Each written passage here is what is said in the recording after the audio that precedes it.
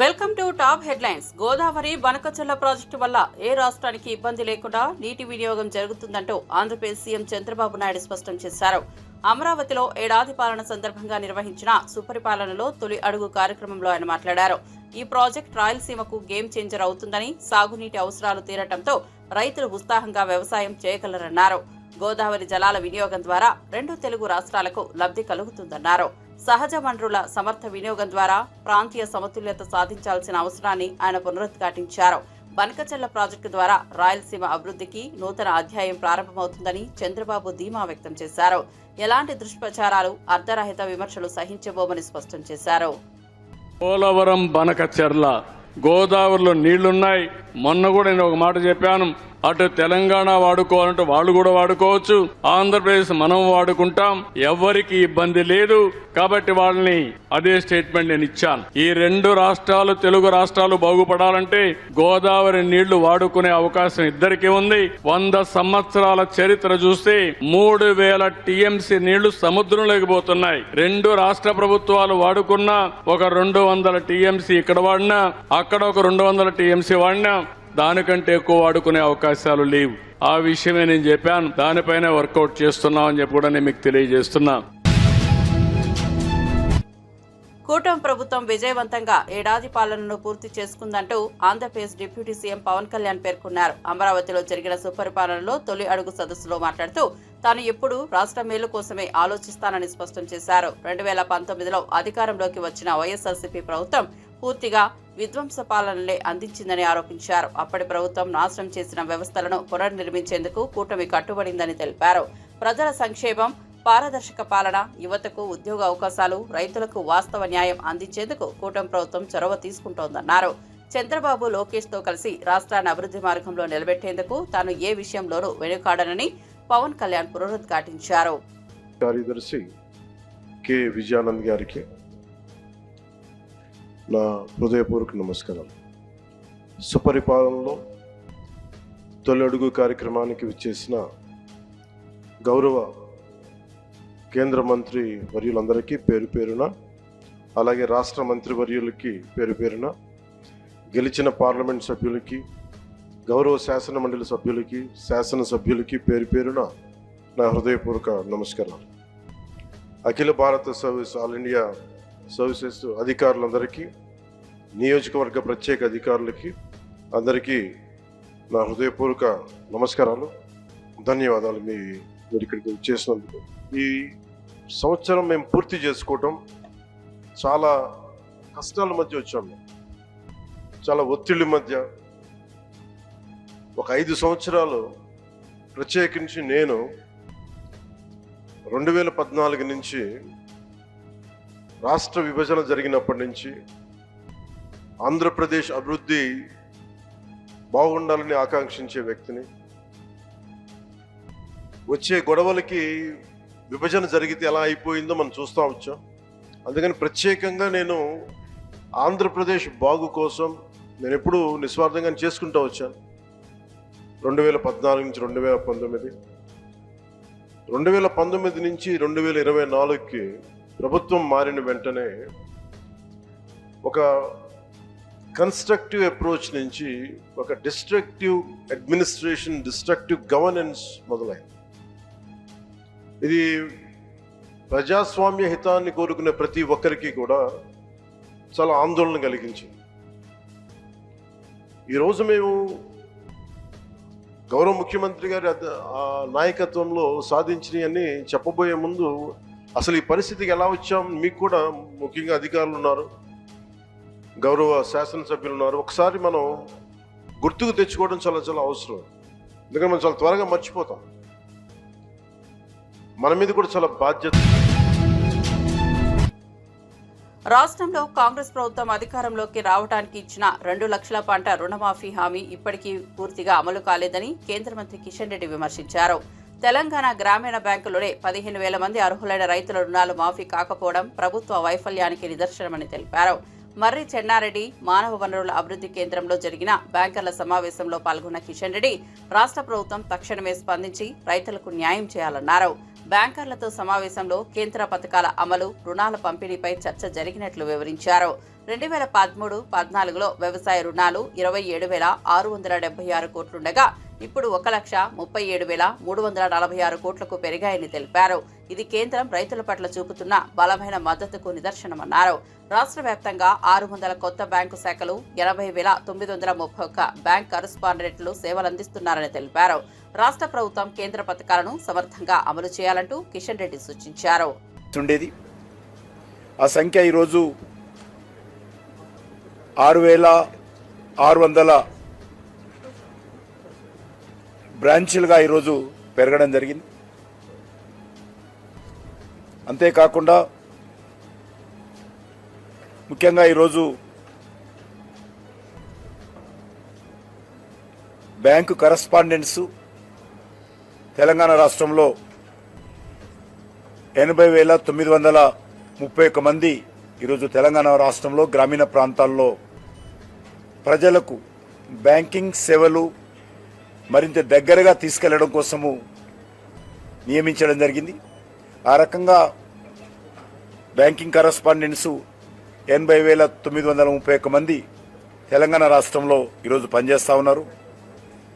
అంతేకాకుండా తెలంగాణలో వివిధ జిల్లాలకు సంబంధించి 3 బ్యాంకులు లీడ్ బ్యాంక్ మీదుగా పనిచేస్తూ ఉన్నాయి. స్టేట్ బ్యాంక్ ఆఫ్ ఇండియా కానీ, యూనియన్ బ్యాంక్ ఆఫ్ ఇండియా కానీ, కెనరా బ్యాంక్ కానీ, ఈ 3 బ్యాంకులు వివిధ జిల్లాలకు డిస్టిక్ లీడ్ బ్యాంకుగా పనిచేస్తున్న విషయాన్ని ఈ సందర్భంగా మనవి చేస్తూ ఉన్నాను. అంతేకాకుండా ఎప్పటికప్పుడు మరి ప్రజలకు బ్యాంకింగ్ సేవల గురించి, బ్యాంకుల ద్వారా మరి సేవలు పొందడం కోసం కావలసినటువంటి సహకారం గురించి అవగాహన కల్పించేటువంటి కార్యక్రమంలో కూడా మరి పెంచాలని చెప్పి ఎప్పటికప్పుడు మరి ప్రజలకు బ్యాంకు నుంచి ఏ రకమైనటువంటి సేవలు కావాలి, విద్యార్థులైతే ఏ రకంగా ఎడ్యుకేషన్ లోన్స్ కావాలి, ఇల్లు కట్టుకోవాలంటే ఏ రకంగా బ్యాంకుల దగ్గరికి వెళ్ళి ఇంటి లోన్ తీసుకోవచ్చు, అదేవిధంగా కిసాన్ క్రెడిట్ కార్డు లేకపోతే వైఎస్ఆర్సీపీ అధినేత జగన్లో పాపభీతి ఉందా అని ప్రశ్నిస్తూ పీసీసీ అధ్యక్షురాలు షర్మిల తీవ్ర వ్యాఖ్యలు చేశారు. కారు కింద పడి చనిపోయిన వైసీపీ అభిమాని సింగయ్యను ఈడ్చుకుంటూ వెళ్లడమే కాకుండా ఆ దృశ్యాన్ని ఫేక్ వీడియో అంటూ ప్రజలను మభ్యపెడుతున్న జగన్ తీరును దుర్మార్గమన్నారు. తిరుపతి జిల్లా శ్రీకాళహస్తిలో జరిగిన కాంగ్రెస్ నేతల సమావేశంలో పాల్గొన్న ఆమె ప్రజల మనోభావాలను తొలిచేలా జగన్ వ్యవహరిస్తున్నారని ఆగ్రహం వ్యక్తం చేశారు. బాధ్యతాయుతంగా వ్యవహరించాల్సిన సమయంలో జగన్ మౌనం వీరంగంగా మారిందని విమర్శించారు. అసలు నిజం బయటపడకుండానే వీడియో కల్పితమని తేల్చేయడం ఏంటని ప్రశ్నించారు. ఈ అంశంపై సాక్ష్యాధారాలతో సహా న్యాయపరమైన పోరాటం చేస్తానని ఆమె స్పష్టం చేశారు. ప్రజల ప్రాణాలు అణగారేలా చేసిన ప్రభుత్వాన్ని చరిత్ర మర్చదని హెచ్చరించారు. ఇది ముమ్మాటికి జగన్మోహన్ రెడ్డి గారి నిర్లక్ష్యం. మీ అభిమానిగా, మీ కార్యకర్తగా, మీ పార్టీ కార్యక్రమానికి ఒక మనిషి వస్తే ఆ మనిషి మీ షేక్ హ్యాండ్ కోసమని ఆ గుంపులో పడి మీ కారు కింద పడితే కారు కింద పడిన వాడిని అలాగే ఈడ్చుకుంటూ ఆ మనిషి కనీసం ఏమయ్యాడు, ఎలా ఉన్నాడు, ఆ మనిషి పరిస్థితి ఏమిటి అని కూడా ఎవరూ పట్టించుకోకుండా పక్కకు లాగి పడేస్తే ఈ కాన్వాయ్ అలాగే వెళ్ళిపోయిందట. ఒక క్షమాపణ చెప్పకుండా మా ఉద్దేశం అది కాదు అని అన్నా చెప్పాల్సింది, లేదా ఆ కుటుంబాన్ని పరామర్శించి కనీసం 5 కోట్లో 10 కోట్లో సహాయం చేసి తప్పైపోయింది అని ఒప్పుకుంటే అది ఒక రకం. ఒక అపాలజీ లేకుండా మళ్ళీ దాన్ని కప్పిపుచ్చుకునే ప్రయత్నం. మీకు ఏదైనా పాప భీతి అన్నది ఏదైనా ఇంకా మిగులుందా? దీన్ని విచారణ జరగాలి. కారులో ఉన్న అందరూ విచారణకు రావాలి. అధికారం ఉన్నప్పుడు 5 సంవత్సరాలు ఎప్పుడూ బయటికి రాలేదు, కానీ అధికారం పోయాక ఇప్పుడు ప్రతి సభ, ప్రతి కార్యక్రమంలో జన సమీకరణ, బల ప్రదర్శనే. వీళ్ళేం నాయకులండి? గత ఏడాది ఎన్నికల్లో గెలిచింది నిజంగా రాష్ట్ర ప్రజలేనని మంత్రి నారా లోకేష్ స్పష్టం చేశారు. అమరావతిలో సుపరిపాలనలో తొలి అడుగు పేరుతో నిర్వహించిన కూటమి ప్రభుత్వ ఏడాది పాలన సదస్సులో ఆయన మాట్లాడారు. వైఎస్ఆర్సీపీ 5 ఏళ్ల హయాంలో ఆంధ్రప్రదేశ్ను అప్పుల ఊబిలోకి నెట్టేసిందని తీవ్ర విమర్శలు చేశారు. ఒక్క పరిశ్రమను కూడా రానియని పాలనతో రాష్ట్రాన్ని అభివృద్ధి దిశకు తీసుకెళ్లకుండా నాశనం దిశకు నడిపించారని ఆరోపించారు. ఇప్పుడు తొలిసారి ప్రజల ఆశలకు అనుగుణంగా పాలన సాగుతున్నదని, రాష్ట్ర పునర్నిర్మాణం ప్రారంభమైందని తెలిపారు. మళ్లీ ప్రజలకు సంక్షేమం, అభివృద్ధి ఒకేసారి కనిపించే విధంగా కృషి చేస్తామన్నారు. కూటమి ప్రభుత్వం తొలి సంవత్సరం నుంచే పారదర్శకత, జవాబుదారీ పాలనకు ప్రాధాన్యత ఇస్తోందని చెప్పారు. వచ్చే సంవత్సరాల్లో ఈ ప్రగతిని మరింత వేగవంతం చేస్తామని నారా లోకేష్ హామీ ఇచ్చారు. ఇచ్చే సబ్సిడీ కూడా రద్దు చేశారు. ఇంకా వెలుగొండ ప్రాజెక్ట్ పూర్తి కాకుండా ముందల్నే జాతికి అంకితం చేసే సందర్భాలు మనం చూసాం. కప్పుడు నీళ్లు పోసి కుప్పంకు నీరు తీసుకొచ్చామని ఆనాటి పాలకులు అన్నారు. కడప స్టీల్ ప్లాంట్కి 2 సార్లు శంకుస్థాపన చేశారు. అక్కడ కనీసం ఒక్క ఇటుక కూడా పడలేదు. ఇంకా విశాఖపట్నంలో ఒక వ్యక్తి బతికేదానికి 700 కోట్లతో ఒక రాయల్ ప్యాలెస్ కట్టుకున్నారు తప్ప విశాఖ ఉక్కు గురించి కానీ అదేవిధంగా రైల్ జోన్ గురించి ఏనాడు మాట్లాడలేదు. 5 ఏళ్ళు అరాచక పాలన ప్రజలు చూశారు. ఏకంగా దళితుల్ని చంపి డోర్ డెలివరీలు చేసిన రోజులు ప్రజలు చూశారు. కోవిడ్ సమయంలో మాస్క్ అరిగినందుకు ఒక డాక్టర్ని ఎంత కిరాతకంగా చంపారో ప్రజలు చూశారు. అక్కని వేధించాడని కంప్లైంట్ చేసిన ఒక అమర్నాథ్ గౌడ్ని ఏకంగా పెట్రోల్ పోసి తగలబెట్టి చంపేసిన రోజులు ప్రజలు చూశారు. ప్రశ్నిస్తే లాఠీ దెబ్బలు, కేసులు, అరెస్టులు. ఇంకా విధ్వంస పాలనపై ప్రజలు తిరుగుబాటు చేశారు. అందుకే పెద్ద ఎత్తున కూటమిని ప్రజలు ఆశీర్వదించారు, దీవించారు. సుపరిపాలనలో మనం తొలి అడుగు వేశాం. 5 ఏళ్ళు రాష్ట్ర విధ్వంసం చేసిన వారు ఈరోజు ప్రజాప్రభుత్వం ఏం చేసిందని ప్రశ్నిస్తారు. వాళ్ళు నేను సూటిగా కొన్ని సమాధానాలు చెప్పదలుచుకున్నా. ప్రభుత్వం వచ్చిన తర్వాత ప్రజలు ఈరోజు ప్రశాంతంగా ఉంటున్నారు. ప్రజాప్రభుత్వం వచ్చిన తర్వాత ప్రజల ముఖంలో చిరునవ్వు ఈరోజు కంపడుతుంది. ప్రజాప్రభుత్వం వచ్చిన తర్వాత ప్రజా సంఘాలకు ప్రశ్నించే హక్కు కూడా ఈరోజు కూటమి ప్రభుత్వం అందించింది. నియంత పాలన నుంచి ప్రజలకి నిజమైన స్వాతంత్రం ఈరోజు వచ్చింది. అది అన్ని సాధించామని కేంద్ర మంత్రి కరీంనగర్ ఎంపీ అయిన బండి సంజయ్ కాళేశ్వరం ప్రాజెక్టుపై అసత్యాలు ప్రచారం చేస్తున్నాడని మాజీ మంత్రి ఎమ్మెల్యే గంగుల కమలాకర్ ఆగ్రహం వ్యక్తం చేశారు. రాష్ట్రంలో ఇప్పటికీ బీఆర్ఎస్ ప్రభుత్వమే ఉందనుకునే పరిస్థితిలో బండి సంజయ్ ఉన్నాడా అని నిలదీశారు. ప్రతిరోజు బీఆర్ఎస్ పార్టీపై విమర్శలు చేయడం ఆయనకు అలవాటైపోయిందన్నారు. ప్రస్తుతం పాలనలో కాంగ్రెస్ ప్రభుత్వం ఉందా లేదా బీజేపీ ప్రభుత్వం నడుస్తుందా అనే అనుమానం ప్రజల్లో కలుగుతోందని ఎద్దేవా చేశారు. కాళేశ్వరం ప్రాజెక్టు తెలంగాణకు జీవనాడి లాంటిదని బీజేపీ నేతలు దానిపై తప్పుడు ప్రచారం చేయడం బాధాకరమన్నారు. రాజకీయ లబ్ధి కోసం రాష్ట్ర ప్రయోజనాలను తాకట్టు పెట్టకూడదని గంగుల హితవు పలికారు. తెలంగాణ అభివృద్ధిపై బీజేపీ నేతల అసూయతోనే ఇలాంటి వ్యాఖ్యలు వస్తున్నాయని మండిపడ్డారు. మా చంద్రబాబు నాయుడు ఇండియాలో భాగస్వామ్యం మేము సపోర్ట్ చేస్తాము అని మోడీ వచ్చి యోగా చేసినట్టు ఈయన చేస్తే చెప్పుకోవచ్చు, పోలవరం డ్యామేజ్ అని చెప్పుకోవచ్చు. మరి ఇక్కడ రేవంత్ రెడ్డి ప్రభుత్వం నడుతుంటే ఎవరిని కాపాడుతందుకోసము ఈ బండి సంజయ్ ఇలా మాట్లాడుతూ, దాంతోపాటు ఈ బీజేపీ నాయకులందరంగా ఎవరిని కాపాడుతున్నారు. ఇంకా కూడా వాళ్ళకి భ్రమ ఉంది. మా ముఖ్యమంత్రి కేసీఆర్ అనుకుంటారు ఏంది? పొద్దున్నేస్తే ప్రభుత్వాన్ని విమర్శించాలంటే మాకు కేసీఆర్ విమర్శిస్తున్నారు. ప్రభుత్వం ఈరోజు మారిపోయింది. కాంగ్రెస్ ప్రభుత్వం సోయి కూడా లేకుండా పోయింది. సిడబ్ల్యూసి లెటర్ను పబ్లిక్ కరీంనగర్లో ప్రెస్కు రిలీజ్ చేశాడు. అందులో ఏమన్నాడు? తొమ్మిడిహట్టి దగ్గర 165 టీఎంసీల నీటి లభ్యత ఉన్నది అని ఒక స్టేట్మెంట్ ఇచ్చాడు.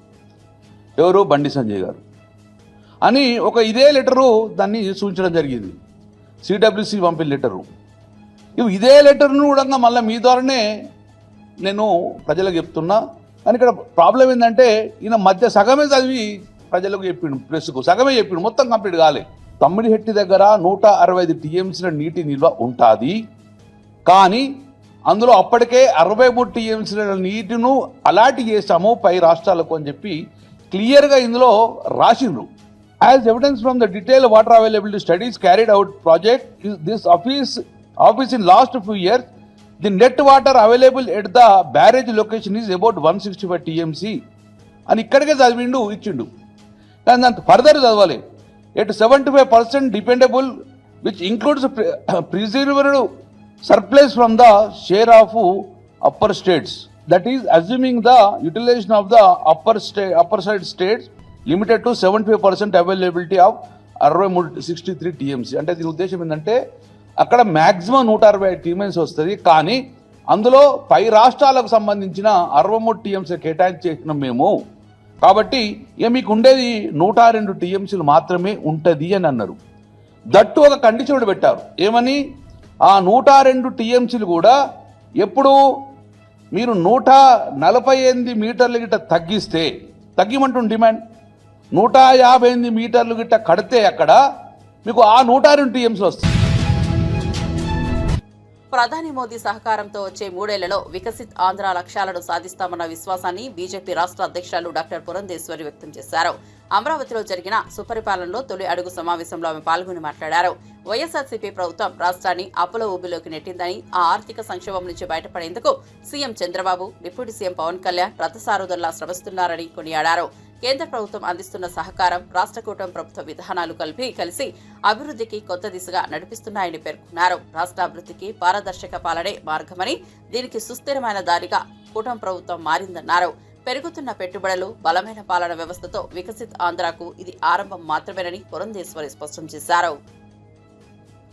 ఆ రాజు ఎవరైతే ఉంటారో తనకి సంతృప్తి ఇచ్చేటువంటి విషయం మాత్రమే వారు చేయరు. నిజంగా ప్రజలు ఏదైతే ఆకాంక్షిస్తారో వాటిని ఆచరణలో పెట్టేటువంటి వారే నిజమైనటువంటి పాలకుడు అని చెప్పి పెద్దలు చెప్పినటువంటి మాట. అటువంటి పరిపాలన దక్షత కలిగినటువంటి వారు చంద్రబాబు నాయుడు గారు. అక్షర క్రమంలో మాత్రమే కాకుండా అభివృద్ధిలో కూడా అగ్రగామిగా నిలపగలిగేటువంటి దక్షత వారికి ఉన్నటువంటి సందర్భంలో పవన్ కళ్యాణ్ గారు కూడా వారి యొక్క సహకారాన్ని వారికి అందిస్తున్నటువంటి నేపథ్యంలో ఖచ్చితంగా వికసిత్ ఆంధ్ర రాష్ట్రాన్ని మనమందరం ఈ 3 సంవత్సరాల కాలంలో సాధించుకునే దిశగా అడుగులు వేద్దామని చెప్పి తెలియజేసుకుంటూ సెలవు తీసుకున్నాను. జై హింద్. స్థానిక సంస్థల ఎన్నికల్లో బీసీలకు 42% రిజర్వేషన్లను తక్షణమే అమలు చేయాలని బీజేపీ శాసనసభాపక్ష నేత ఏలిటి మహేశ్వరరెడ్డి డిమాండ్ చేశారు. బీసీ వర్గాల న్యాయం కోసం రాష్ట్ర ప్రభుత్వం స్పష్టమైన ప్రకటన చేయాలని కోరారు. రైతు భరోసా నిధులు కూడా అసంపూర్ణంగా మంజూరయ్యాయంటూ విమర్శలు చేశారు. ఒక సీజన్లో ఇవ్వకపోవడం, మరో సీజన్లో కేవలం 4 ఎకరాలకు మాత్రమే ఇవ్వడం ఏంటని ప్రశ్నించారు. ఈ నెల 2న అమలుకు రావాల్సిన రాజీవ్ యువ వికాసం పథకాన్ని ఎందుకు పెండింగ్ లో ఉంచారో ప్రభుత్వం స్పష్టం చేయాలన్నారు. నిరుద్యోగులను కాంగ్రెస్ ప్రభుత్వం మోసం చేస్తోందని ఆరోపించారు. మాజీ ప్రభుత్వమైన బీఆర్ఎస్ హయాంలో జరిగిన అవినీతి అక్రమాలపై విచారణ చేసి బాధ్యులను జైలుకు పంపేలా చర్యలు ఎందుకు తీసుకోవడం లేదని మండిపడ్డారు. మంత్రివర్గ సమావేశంలో రాజీవ్ యువ వికాసంపై తక్షణ నిర్ణయం తీసుకోవాలని డిమాండ్ చేశారు. 11 నెలల పాటు దాదాపుగా లోకల్ బాడీ ఎన్నికల్లో మున్సిపాలిటీలు కానివ్వండి, అంతకు ముందు దాదాపు 15 నెలల నుంచి గ్రామ పంచాయతీ, ఎంపీటీసీ, జెడ్పీటీసీ ఎన్నికలు లేక ఈ రోజు గ్రామీణ ప్రాంతంలో పూర్తిగా అభివృద్ధి కుండబడమే కాకుండా గ్రామీణ ప్రాంతంలో ప్రాతినిధ్యం లేక ఎక్కడి సమస్యలు అక్కడనే మరి ప్రజలంతా ఇబ్బంది పడతా ఉంటే దాదాపు సంవత్సరంన్నర మీరు అధికారంలోకి వచ్చిన తర్వాత లోకల్ బాడీ ఎన్నికల విషయంలో ఎందుకు ఈ రకంగా దాటవేసే ధోరణి చేస్తా ఉన్నారు, లోకల్ బాడీ ఎన్నికలు ఎందుకు నిర్వహించలేకపోతా ఉన్నారో మరి తెలియజేయాల్సిందిగా మేము కోరుతా ఉన్నాం. దాదాపుగా 23,973 మందికి మా పెంచిన రిజర్వేషన్ వల్ల బీసీ సోదర సోదరిమణులకు లబ్ధి చెందుతుందని చెప్పినటువంటి రేవంత్ రెడ్డి గారు ఆ ఊసే లేకుండా ఈరోజు దాటవేసే కార్యక్రమాన్ని చేస్తా ఉన్నారు. ఎట్టి పరిస్థితిలో మరి భారతీయ జనతా పార్టీ అంశంలో ఖచ్చితంగా మీరు చెప్పినట్టుగా రిజర్వేషన్ ఇంప్లిమెంట్ చేయాలని చెప్పి డిమాండ్ చేస్తా ఉన్నాం. అఖండ గోదావరి పర్యాటక ప్రాజెక్టు శంకుస్థాపన కార్యక్రమం ఈ నెల 26న జరగనున్నట్లు పర్యాటక శాఖ మంత్రి కందుల దుర్గేష్ తెలిపారు. ఈ కార్యక్రమానికి కేంద్ర జలశక్తి మంత్రి గజేంద్ర సింగ్ షెకావత్ హాజరు కానున్నారు. ఉప ముఖ్యమంత్రి పవన్ కళ్యాణ్, బీజేపీ ఎంపీ పురంధేశ్వరి కూడా ఈ శంకుస్థాపన సభలో పాల్గొంటారని మంత్రి వెల్లడించారు. మొత్తం 97.44 కోట్లతో అఖండ గోదావరి ప్రాజెక్టును అభివృద్ధి చేయనున్నట్లు వెల్లడించారు. రాజమండ్రి హ్యావ్లాక్ వంతెనను పర్యాటక దృష్ట్యా ప్రత్యేకంగా అభివృద్ధి చేసి అంతర్జాతీయ పర్యాటక ప్రాజెక్టుగా మలచనున్నామని తెలిపారు. గోదావరి పరివాహక ప్రాంతాలకు ఈ ప్రాజెక్టు ద్వారా పర్యాటక రంగంలో కొత్త దశ చేర్చుతుందని చెప్పారు. ఈ అఖండ గోదావరి ప్రాజెక్టు మనం కూటమి ప్రభుత్వం అధికారంలోకి వచ్చిన తర్వాత చాలా ప్రతిష్టాత్మకంగా తీసుకుని గజేంద్ర సింగ్ షెకావత్ గారి యొక్క సహకారంతో సాకారం చేసుకుంటా ఉన్నాం. ఇప్పుడు ఈ ప్రాజెక్టు మొత్తంగా ఒక పక్కన మనకి రాజమండ్రిలో హ్యావలాక్ బ్రిడ్జి, అదేవిధంగా పుష్కర్ ఘాట్ సుందరీకరణ, దాంతోపాటు కడియం నర్సరీలు దాన్ని ఒక సెంటర్గా తయారు చేయటం, దాంతోపాటు బ్రిడ్జి లంకలో టెంట్ హౌసెస్ కానీ, బోటింగ్ కానీ ఇతరత్ర కార్యక్రమాలు చేసుకోవటం, వీటితో పాటు నిడదవోలు కోట సత్యమ్మ తల్లి టెంపుల్ దగ్గర ప్రయాణికులకి లేకపోతే భక్తులకి సౌకర్యాలు కల్పించే కార్యక్రమం, దాంతోపాటు అక్కడ కూడా గోదావరి కాలువ ప్రవహిస్తుంది కనుక అక్కడ గోదావరి హారతి ఘాట్ని ఏర్పాటు చేసుకోవటం, దాంతోపాటు బోటింగు, అదేవిధంగా కెఫ్టేరియాలని పెట్టుకుని పర్యాటకులను ఆకర్షించాలనేటువంటి బృహత్తరమైనటువంటి ఆలోచనతోటి ఈ కార్యక్రమాన్ని మనం రూపుదిద్దాం. ఇందులో కొంతమేరకు అంటే పూర్తిగా 94,44,00,000కి ఇంకా టెండర్లు ఫైనలైజ్ కాలేదు, కానీ అందులో ముందు మన పుష్కర్ ఘాట్ని సుందరీకరించే కార్యక్రమానికి సంబంధించి దానికి టెండర్లు ఫైనలైజ్ అయినాయి. ఆ టెండర్ల ద్వారా రేపు 26వ తారీఖున దానికి శంకుస్థాపన చేసుకోబోతున్నాం. ధనుష్, నాగార్జున, రష్మిక మందన ప్రధాన పాత్రధారులుగా శేఖర్ కమల దర్శకత్వంలో తెరకెక్కిన కుబేరా చిత్రం ఇటీవల మంచి విజయాన్ని అందుకుంది. ఈ సందర్భంగా హైదరాబాద్ చిత్ర బృందం ఘనంగా సక్సెస్ మీట్ ను నిర్వహించింది. నాగార్జున మాట్లాడుతూ కుబేరా సినిమా విజయం మా అందరికీ ఎంతో ఆనందాన్ని ఇచ్చింది. ఈ కథను ప్రేక్షకులు హృదయపూర్వకంగా అంగీకరించడం ఎంతో గొప్ప విషయం. శేఖర్ కమల అద్భుతమైన కథనంతో పాటు ధనుష్, రష్మిక జోడీగా ఆకట్టుకున్నారు. నేను నటించిన పాత్రకు ప్రేక్షకుల నుంచి మంచి స్పందన ఇవ్వడం ఆనందంగా ఉంది అని తెలిపారు. నిర్మాతలు సునీల్ నారంగ్, పుష్కూర్ రామ్మోహన్ రావుకు కృతజ్ఞతలు తెలిపారు. ప్రేక్షకుల ప్రేమతోనే ఈ చిత్రం సూపర్ హిట్ అయిందని పేర్కొన్నారు. కుబేరా విజయంతో అందరి ముఖాల్లో ఆనందం కనిపిస్తోందని చిత్ర బృందం చెప్పింది. అంతేకాదు, small film, big film, any film, anybody goes to his house and say give me support, మాకు మీ చేయి కావాలి, మంచి చేయి కావాలి అనగానే ఆయన ఇమ్మీడియట్గా సపోర్ట్ చేస్తారు. That's why we all love you sir Chiranjeevi గారు.